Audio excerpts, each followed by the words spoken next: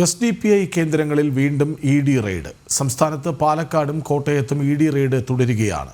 കഴിഞ്ഞ ദിവസം ED arrest ചെയ്ത SDPI നാഷണൽ പ്രസിഡന്റ് MK ഫൈസിയിൽ നിന്ന് ലഭിച്ച വിവരങ്ങളുടെ അടിസ്ഥാനത്തിലാണ് റെയ്ഡെന്നാണ് സൂചന.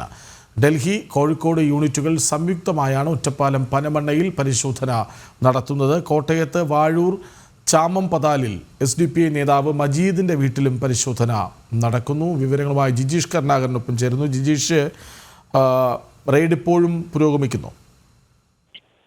കൃഷ്ണരാജ്, ഇപ്പോഴും റെയ്ഡ് തുടരുകയാണ്. ഇന്ന് പുലർച്ചെ മുതലാണ് റെയ്ഡ് ആരംഭിച്ചത്. ഡൽഹിയിൽ നിന്നുള്ള സ്പെഷ്യൽ എൻഫോഴ്സ്മെന്റ് ഡയറക്ടറേറ്റിന് തന്നെ പ്രത്യേക വിങ്ങായ സ്പെഷ്യൽ ടാസ്ക് ഫോഴ്സ് ആണ് ഈ ഒരു റെയ്ഡിന് നേതൃത്വം നൽകുന്നത്. കൊച്ചിയിൽ നിന്നും കോഴിക്കോട് നിന്നുമുള്ള ഉദ്യോഗസ്ഥരുടെ ഒരു സംഘത്തെ കൂടി ഈ റെയ്ഡിന് ഒപ്പം ചേർന്നിട്ടുണ്ട്.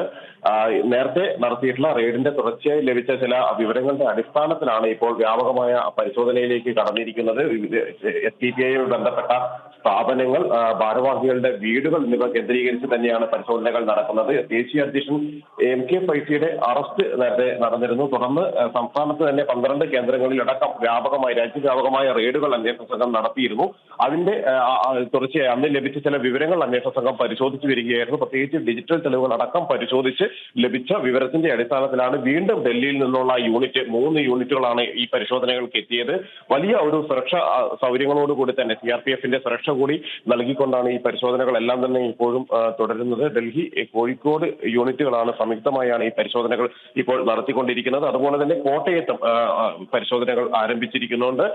അത് പ്രധാനമായും വാഴൂർ ചാമയമ്പയിലാണ് ഈ ഒരു പരിശോധന നടക്കുന്നത്. ഒപ്പം ഈ അന്വേഷണ സംഘം നിരീക്ഷണത്തിലാക്കിയ മറ്റു ചില പ്രധാനപ്പെട്ട നേതാക്കളുടെ വീടുകളിൽ കൂടി എത്തിയിട്ടുണ്ട്.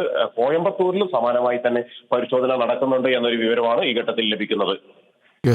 SDPI കേന്ദ്രങ്ങളിൽ പാലക്കാട് ഒറ്റപ്പാലത്തും കോട്ടയത്ത് വാഴൂരിലും ഇപ്പോൾ റെയ്ഡ് പുരോഗമിക്കുകയാണ്. വിവരങ്ങൾ നൽകുകയായിരുന്നു ജിജീഷ് കരുണാകരൻ.